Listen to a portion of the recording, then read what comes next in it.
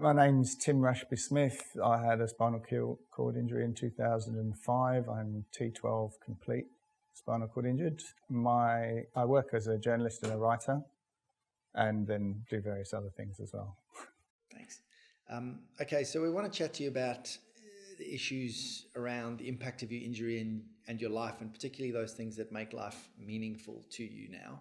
Yeah. So including relationships and activities that are important to you. But I suppose before we get to that, can you give us a bit of insight into your life before your injury and maybe what happened around your injury? Yeah, so I have always had an interest in heights. From quite a young age, I was a climber, an enthusiastic climber, very outdoorsy kind of person, did a lot of mountain biking, a lot of walking. I grew up in the UK, lived in London. And then I actually went to art school originally, but then for a career, I did all sorts of other things. So I worked as a telephone engineer, worked on poles and telegraph masts and broadcast masts and so on. So I did a lot of climbing, and then I trained as a tree surgeon because I ran a garden design business with my wife, and she was pregnant, and I wanted to bring additional skills to the business. And it was an area I felt familiar with because I'd done a lot of climbing before. So I trained as a tree surgeon, and then in 2005, I had a fall from a tree while I was working in a garden in London, and I fell about 9 meters, landed flat on my back on a garage roof and displaced my L1 vertebrae. And that caused my spinal cord injury. So that was just a very, obviously a shock, but in many aspects of my life, it was a sudden halt. And I was fortunate in that I did my rehabilitation at Stoke Mandeville Spinal Unit in the UK, which was a good unit for me. There were a lot of other people with similar level injuries to me, and I got good psychological support there as well. But I think one of the big things for me was the fact that my wife was pregnant at the time. And so some people, when I describe that sequence of events, feel that there's an extra tragedy to the fact that I was about to become a father and then suddenly I was injured. Whereas I actually tend to, in my head, I flipped it because this was this moment of unconditional joy that was on the horizon, and I really had to get myself organized for that. So I did my rehab in about 3 months from injury to discharge from the spinal unit. And my daughter was born in the general hospital, or joining the spinal unit, a week after I was discharged. So I guess that focus on family and the fact that I had a very supportive wife who right from the get-go was, fully on board with trying to work out what we needed to do to get through this and to rebuild our lives afterwards. I think those things were really important for me at that stage. But for all of that, when I had my injury, I felt like all of my images of what the future was going to look like had all been deleted in a moment. So much of the way that I sort of defined myself was about my physicality in terms of climbing and walking and riding and all those things. And I realized that so much of my notion of fatherhood was based around a physical concept of playing football in the park or having your kid on your shoulders and all of those things. So when I was in the spinal unit, I suddenly felt like I'd drawn a massive blank on what the future was going to look like. I really had no idea at that stage. That's so interesting how you were in a different phase of your life that is typical of someone who has a spinal cord injury, because typically that is, the younger sort of 18 to 24-year-olds who maybe haven't got to that phase of their life where you stable partner relationship or married and, with a child on the way. Yet you're describing something that everybody else describes as well in terms of, your images of the future being deleted, even though you were a bit further down the track than, say, an 18-year-old who's had an injury. Yeah. Well, I mean, that was interesting for me because I think at the time that I was at Stoke Mandeville, I think there were 120 beds in a unit. So the chances of having people of a similar life experience or similar age, the demographics meant that you were more likely that there would be someone that you could connect with in terms of their experience. And I found one of the things I found quite difficult in many ways was actually seeing the people who were in their late teens and early 20s who were just getting started. I was 36 when I was injured. It wasn't like I felt like, oh, okay, I've had a rich and active life, that's fine now. I didn't feel that. I felt like I was in my prime in many ways, but I do feel like I had a little bit more life experience that I could draw on. But I think whatever stage it happens in your life, I think the feeling that your future has just been obliterated, I think is quite a universal experience, because it is the unimaginable. It is the thing when you're in primary school when they say, oh, you know, step on a crack, break your mother's back, or whatever the other rhymes and nursery rhymes. Anything involving breaking your neck or your back is seen as fatal, basically. It's a life-ending injury. And so I think for a lot of people, unless they have personal experience of having experience of someone who's lived with spinal cord injury, it is the unimaginable. And so it's very hard to then think, well, what's that going to look like for me? I was 18 years old when I had my injury, and it was exactly what you've described, of just unimaginable what the future could look like, because I had no experience from ever meeting anyone or knowing what that looked like. And it takes some time to adjust to working out that you still can have this full and rewarding life when you don't know what you don't know at that stage. Yeah, and I was quite lucky in many ways, but another way that was fortunate was a couple of years beforehand I'd met, we had some friends who had a friend who was quadriplegic, who'd broken his neck in a diving accident when they were still at high school, and they'd gone through uni together. And he actually came to see me in the spinal unit. And when he came to see me, I was in a spinal unit, and I could tell straight away that he was quadriplegic because I could see his hand function. And it made me realize that when I'd first met him, and in all the times I'd met him previously, I had no idea. I had no idea that he'd acquired an injury. I had no idea what the differences of different kinds of disability were, because it just wasn't on my radar, other than, you know, someone who'd lost a leg or something like that, when it was really obvious. To me, there was this sort of amorphous group of people who were wheelchair users, and I didn't really understand that much. And I guess, like many people, I was a little bit intimidated in a way about disability. And so actually part of the process for me was also having to accept the fact that I wasn't, prior to my injury, where I really should have been in terms of understanding all this stuff. Yet you were so much further ahead than me, who had absolutely no idea of this group of people that were wheelchair users. I was just completely ignorant. Yeah. So you were at a different stage in your life. I want to come back to your comments just about how your wife was pregnant at the time. And it sounds to me like you almost used that event on the horizon as motivation to get through rehab and to really focus on something positive that was going to happen in your life. That sounds like a pretty special skill in terms of being able to use that positive attitude to turn things on their head and focus on this event to try and motivate you to get through rehab. Yeah, I mean, I think I was very fortunate in that my wife Penny made sure that I had kept that focus, and I obviously felt that was important for her. And it was, I mean, she always joked about the fact that this was the time when it was supposed to be, everything was supposed to be about her, and I'd come and upstaged her yet again. But that kind of, I think that was important. And again, the staff in the spinal unit were fantastic because they knew, and so they sort of grouped around us as a family unit. They all talked about, and because Penny we were fortunate that she was able to come and live near the spinal unit while I was doing my rehab. So she was at the hospital nearly every day, and so they would sort of talk to her, and you know, early on, the ward sister even said, look, if we have to push your bed into the delivery room, we'll make sure that you're there.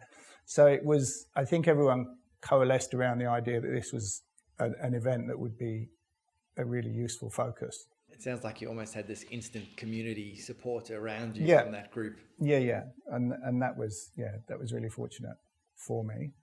But I also didn't know what it was going to look like beyond that moment. Do you think that focus overshadowed the sort of grieving process or the loss that you had to deal with as a result of your injury? Or did you get to go through that process of grief and loss at the time? I went through a very, very intense period of grief and loss for the first couple of weeks in particular, which also involved very large amounts of morphine, which didn't help. And I bottomed out very early on in that response and just became completely uncommunicative and just totally inside my own head. And I was lucky that people were able to draw me out of that a bit. But then I do think I parked some of that stuff. I sometimes wonder, even 15 years on, I still feel like there are aspects of it that, maybe I never really addressed fully in my own head. Because of your focus on other things at the time. Yeah, and because I think it's a bit like, training yourself not to do that thing that hurts instead of actually exploring it. And so I do still reflect, and I do still try and sort of get back into that headspace of the original period of my injury, because I think for me that's important to feel like I have looked at that still. But it still causes me distress at times to think about it and to compare the before and the after in terms of where I might be now, were it not for that injury. But I don't find it that constructive always to do that. And I think I learned early on that you can do all the what ifs that you like, but it's expensive. It's emotionally expensive, because ultimately wherever you go down that path, at some point you've got to get back to the reality that you're existing in. So, and that process of coming back through is almost like, it's emotionally draining, I think, to do that.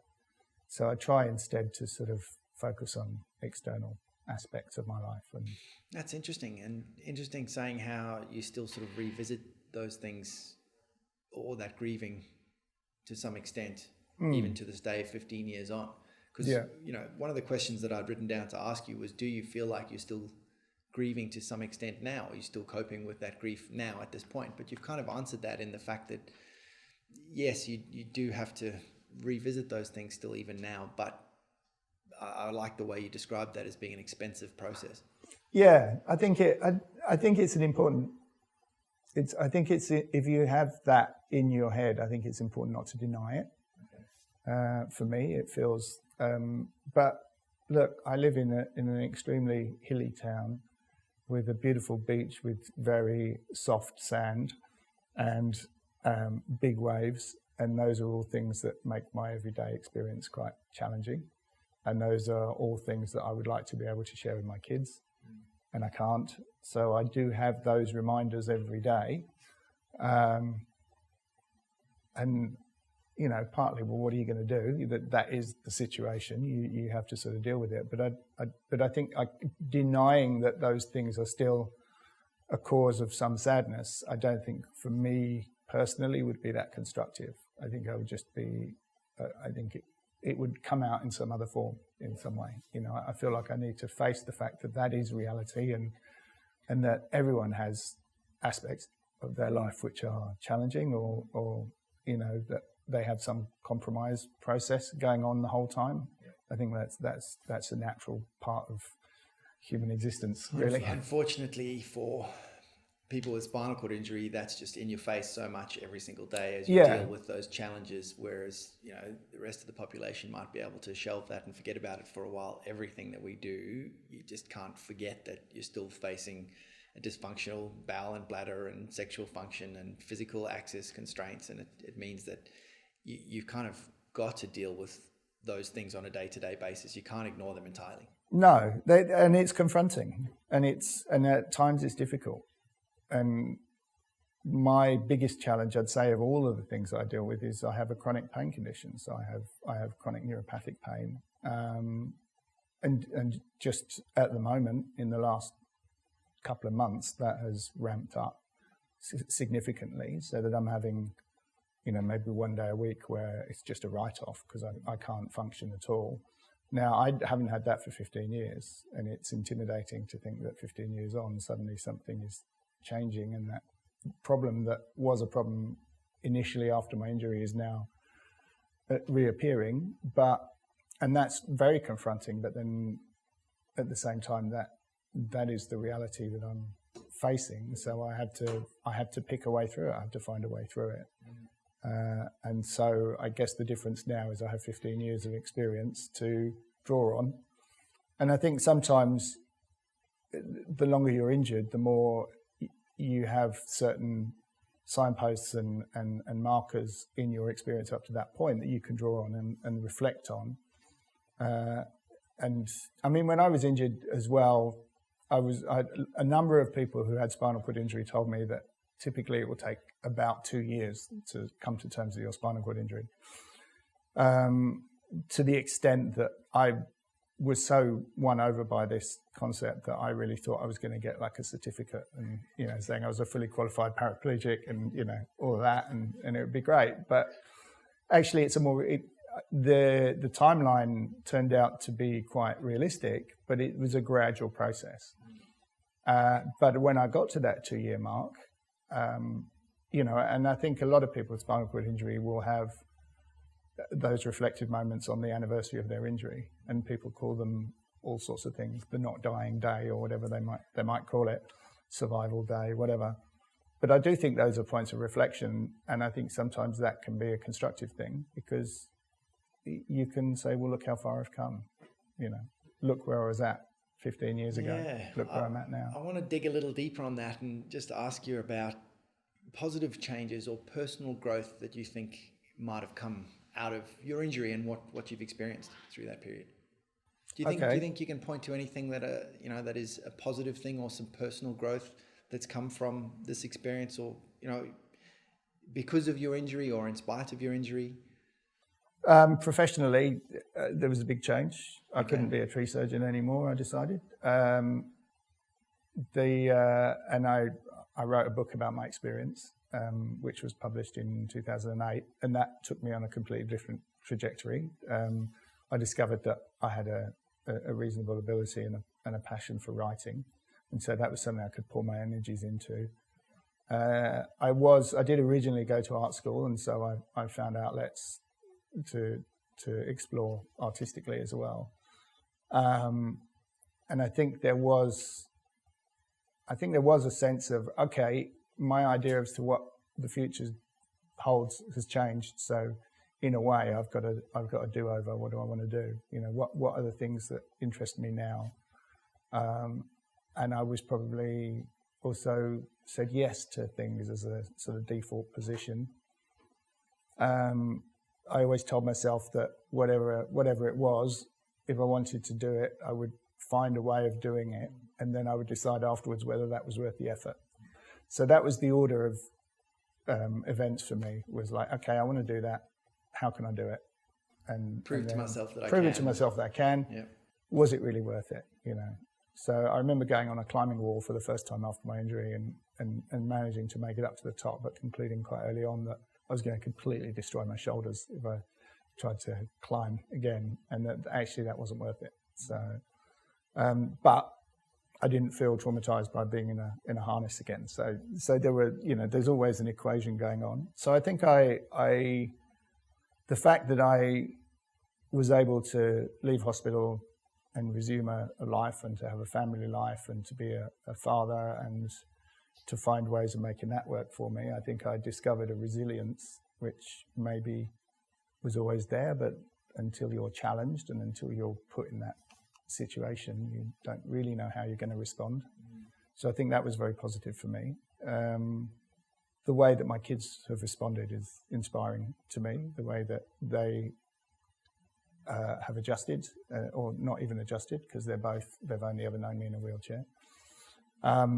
But the way that they normalize it, they make it seem like just another aspect of life, and I think that's really important. So, and then I discovered other outlets. So sport has played a big role for me.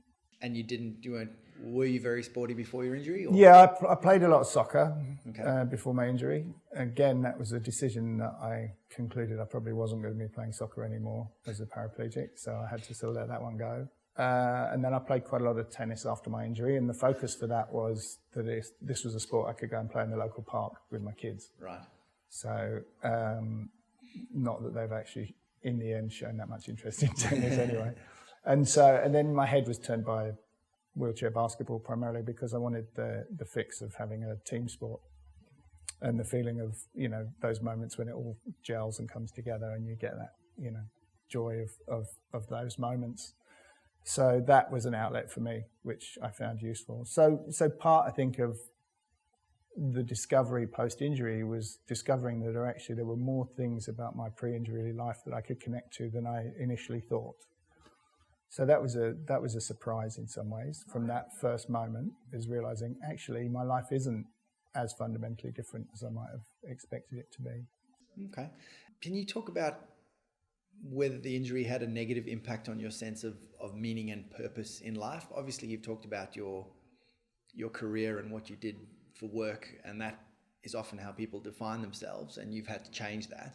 Are there any other aspects of your life where you feel like the injury just really made you question your sense of meaning or purpose in life? Or was that strong for you, given that, you know, your wife was about to give birth to your first child and you had a good reason to push forward?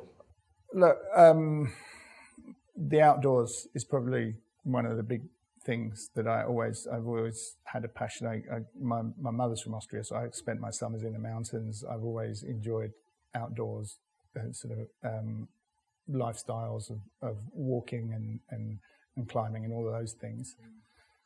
And part of the joy of that was the idea that you, not in a sort of, I don't know, Bear Grylls way, but that to some extent you're pitting yourself against the natural environment, and you find a way of living within that or being within that. And, you know, not in a sort of survivalist way, but just that it's nice to be in an environment that is quite uncompromising, where you realize you have to keep your wits about you because, you know, the weather could suddenly change or, you know, whatever the situation. And now, sort of after my injury, all this stuff then became conditional. It all became, well, okay, you can enjoy the outdoors, but not as much as you used to, or not in this situation, or you can go on that bush track, but you can't go on this one, or you get a certain way down and then you find that they've put steps in for no apparent reason, which seems to happen all the time.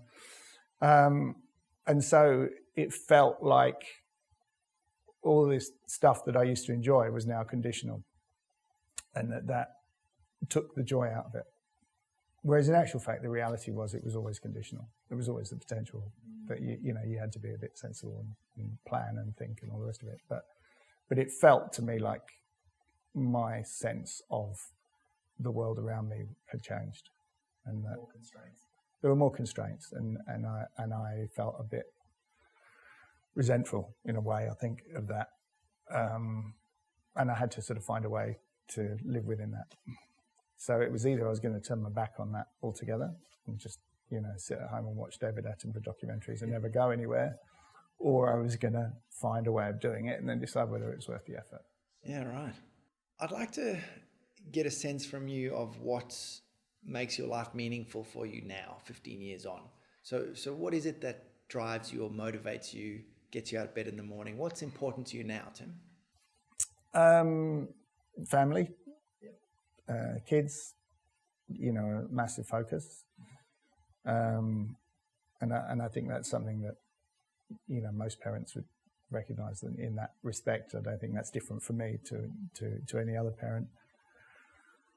Trying to find creative outlets, ways of expressing myself, whether that's through writing or through visual art, or the way that I also have the potential to maybe help to change the way that other people perceive disability and the way that the world in general accepts or accommodates disability, which I think most people who acquire a disability on some level will recognise that, because at some point we've all come up against that obstacle that is unnecessary, and that actually, but that might also be a psychological thing, it might be the way that people interact with you or whatever. So those things are important. The other thing that has been important to me and was important early on was interacting with other people with spinal cord injury. So when I was in the spinal unit, we had a visit from a British charity called the Backup Trust, who came and delivered a wheelchair skills session. And the important thing about that was that it was peer-led. So these were people with spinal cord injury in wheelchairs teaching us the day-to-day activities around using your wheelchair, how to use it more efficiently. But actually for me, it wasn't about that. It was about the fact that these were people who had come into the spinal unit in their own cars, that talked about the hassles of long-haul flying, that talked about whatever their jobs were and all of those things. And so again, at that point when you have that completely blank canvas and you don't know what the world's going to look like beyond your injury, these people are starting to fill in some of these blanks. And that had such a profound impact on me that ever since I've always sought out the opportunity to share my experience with other people with spinal cord injury, because I do think that there is a certain connection that you have with someone else who has a spinal cord injury where they get it. there's a whole load of stuff you don't have to talk about because they know, because they deal with that stuff every day as well. So that's important for me as well. And again, that can be emotionally draining sometimes if someone's very much glass is half empty and you're trying to lift them, and then you go away thinking, yeah, actually, no, it is all a bit shit, really, isn't it? And but at the same time, there is a pleasure and there's what's the word? There's some energy, there's a positive energy you can draw from sharing your experiences with other people and maybe helping them to fill in some of the blanks that they might have about what their future might look like. Yeah, so there's something about giving back and making a difference for other people that seems to be a common theme in most of the people that I speak to with a spinal cord injury. They've found some sort of purpose in being able to help others. Yeah, well, and I think also so much of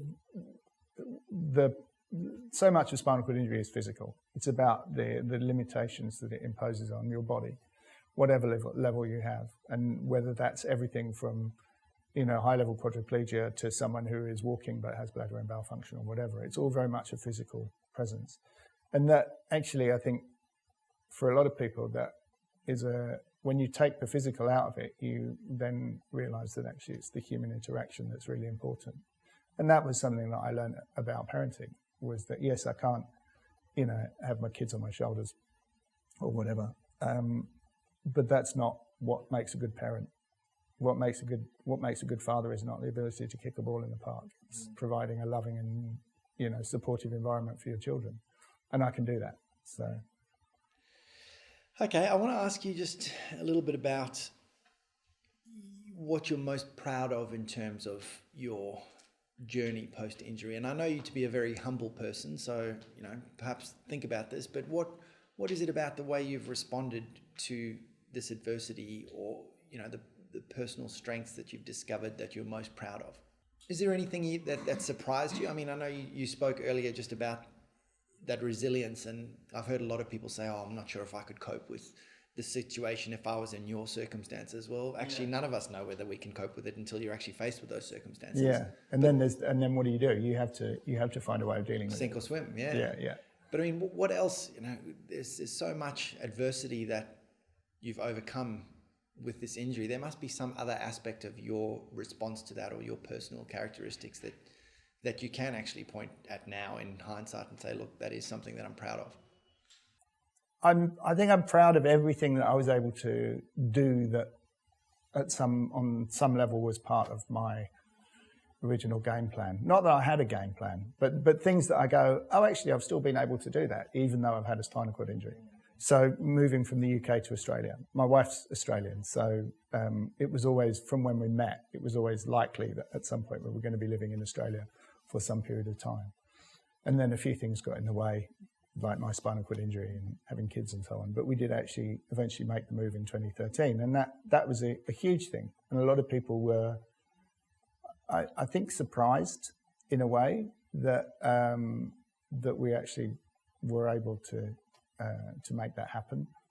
And I don't know if you actually sat people down and said, well, why are you surprised by this? They would sort of go, well, and they wouldn't be able to give you an answer. Put the finger on it, yeah. Yeah, but I think there's a bit of a feeling that if you acquire a disability, you're then supposed to be in some kind of stasis, the sort of holding pattern where you just maintain a level rather than go and do something new and different. I guess there's an element of the support mechanisms around you that you have to leave behind in order to move halfway across the world and start again somewhere else. And I realized that your wife had family here, and there was, there's probably some support in that. But you develop all those support mechanisms and that community of people around you, and you did have to leave that behind in order to start somewhere else. So. Yeah, I think that it was intimidating in some ways. I think in terms of the stuff that I'm proud of, I think my being receptive to trying new and different things, or to challenging myself, to when an opportunity presents itself, not go, oh no, I couldn't do that, but actually go, okay, I'll work out how to do that. Look, I think if you suffer a serious injury and you get through that initial acute phase and come out the other side and carve out a life of some kind, then I think you can quite rightly, can go, well, okay, if I can do that, what else can I do? I think there is a strength there, which I think can be drawn on in terms of other things. And is worth being proud of. Yeah, and I think it helps to put other things in perspective of going, well, okay, you know, if I have to get up and speak in front of a bunch of people, what's the worst that's going to happen? You know, well, I'm not going to break my spine again, unless, you know, it's unlikely to happen in that scenario. So actually, I've been through a lot worse situations and managed to come out the other side. So, you know. Okay. So if we flip that on its head then, is there anything that you learned from the whole experience that were areas that you really needed to work on? Like maybe personality traits or characteristics that you felt, man, I need to make a concerted effort to work on that if I'm going to be the best version of myself now that I have a spinal cord injury?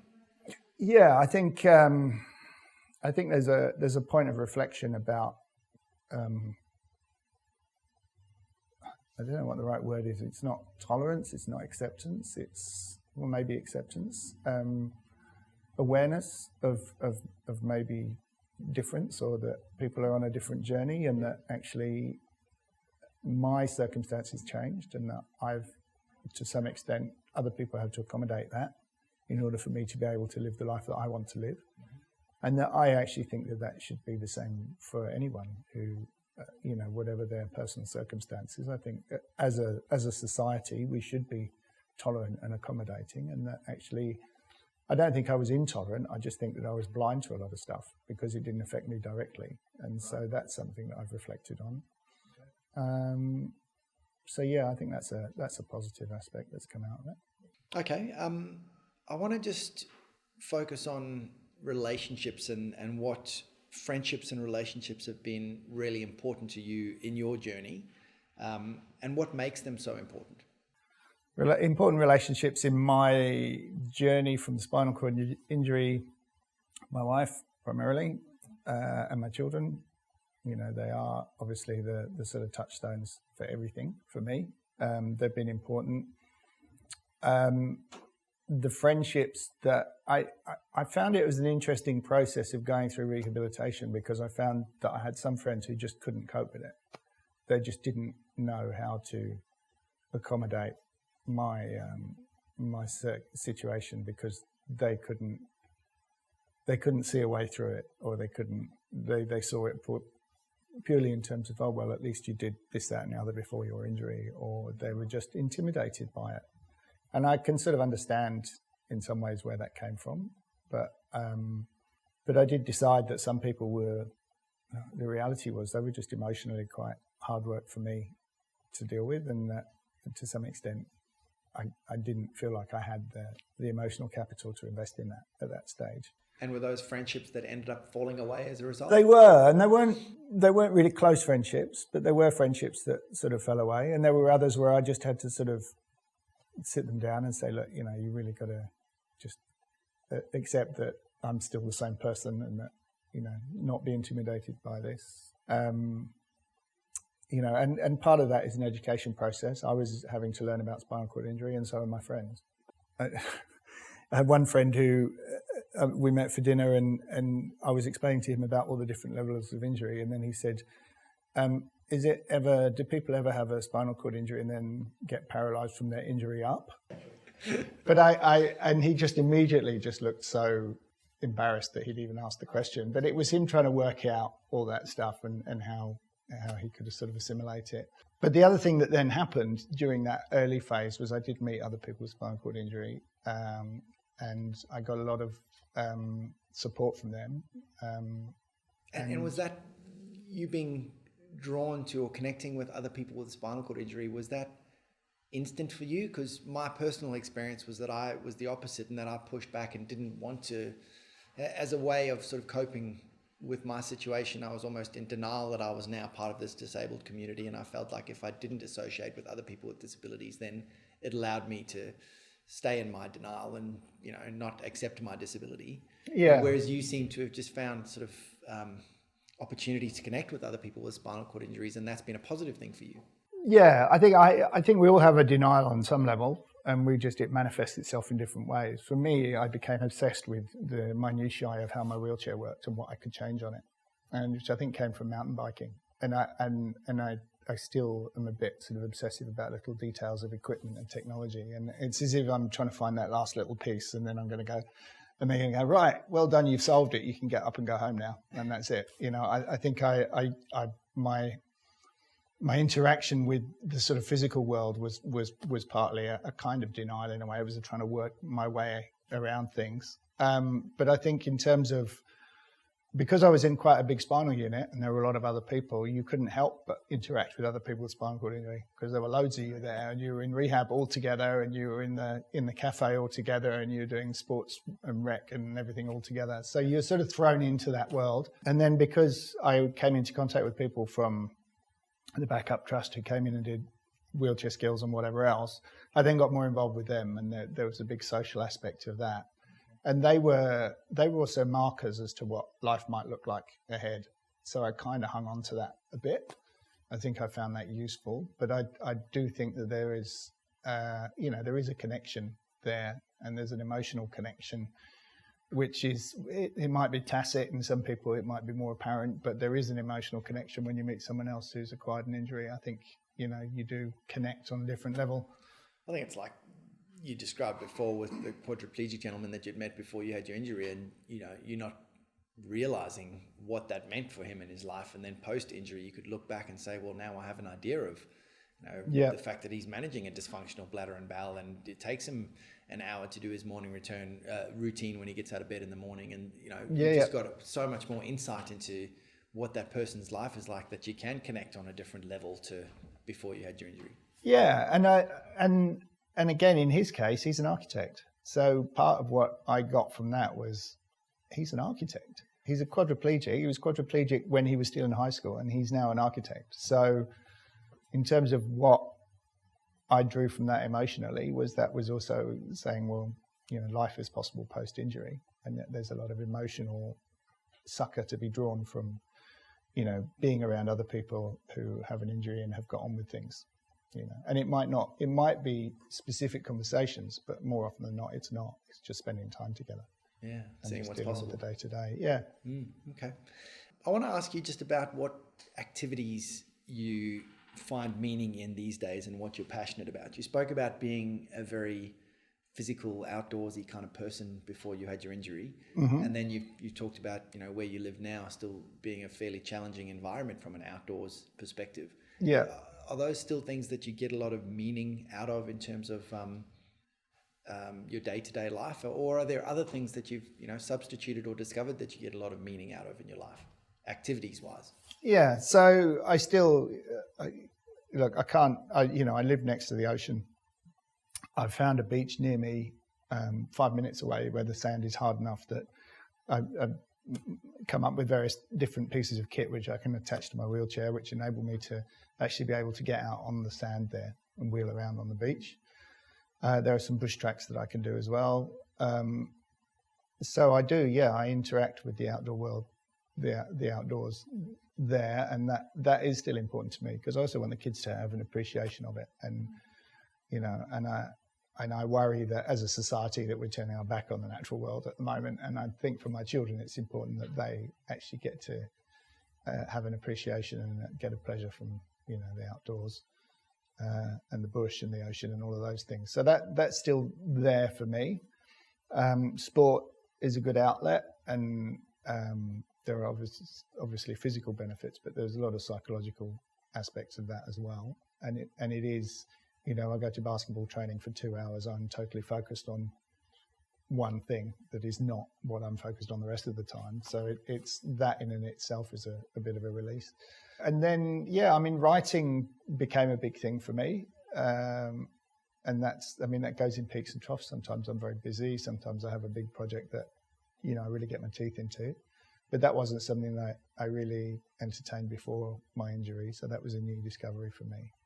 So I think sometimes I am more inclined to just stop and look around me and go, wow, here I am. Or, the other day it's ridiculous. The other day I was driving to the supermarket, and then just the radio was on, and I looked out the window and went, wow, I live in Australia. And that just seemed like, I know it's a ridiculous thing, but I grew up in London, and I don't live in London anymore. And those big life changes that we all have in different aspects of our life, sometimes you need to actually stop and reflect on them. And there are times when I just look around me and go, well, you know, I'm living an independent life and a family life, and, you know, it's pretty good most of the time, really. I think it's great that you're able to stop and smell the roses and appreciate the finer things or the smaller things. I think so. I think it, and I don't know if it comes out of a more modest expectation. I don't think it's that. I think it's just trying to turn off the background noise and not be distracted and actually go, well, there's so much that there was a stage when I didn't think I would be doing any of this, or that, you know, these are things that are universally enjoyable regardless of whether you have a disability or not. And that sometimes we need to actually switch the background noise off and just sit with something and go, yeah, you know what, this is quite pleasant.